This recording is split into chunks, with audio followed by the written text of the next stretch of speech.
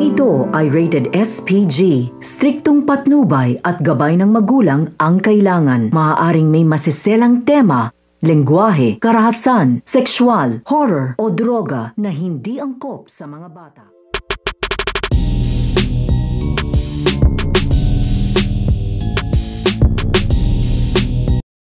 Ang pagtakas nito nga si Lily. So ito nga si Lily ay tuluyan na nga itong tatakas dahil napabaksak na nga dito ng Tapos Aguila. Ito nga kanyang mga kakampi at mga kaalyado na ito nga si Lolita, si Armando at ito nga si Albert. Kaya agad-agad nga siyang tutugisin dito ng Tapos Aguila at lalo na nga ito nga si Cado at si Presidente Oscar dahil hindi na nga daw siya pwedeng makatakas dito nga daw sa kanila at kailangan na nga din sumuko at mahuli nga daw siya ng buhay upang pagbayaran niya na dito ang lahat ng kanyang mga ginawang kasalanan. Pero ito nga si Lily ay makakagawa pa nga ito ng paraan na makatakas niyang muli dahil dahil mayroon pa nga sa ditong kakampi na ito nga si Agustus dahil nga si Agustus ay nakakuha nga ito ng sasakyan at dito nga sasakay ito nga si Lily upang makatakas nga ito dito nga sa paghabol niya sa kanya ng Tapos Aguila. Pero hindi nga siya dito tatantanan ng Tapos Aguila at hahabulin pa rin siya dito. So kakaabangan natin dito ang paghabol ng Tapos Aguila dito nga kay Lily.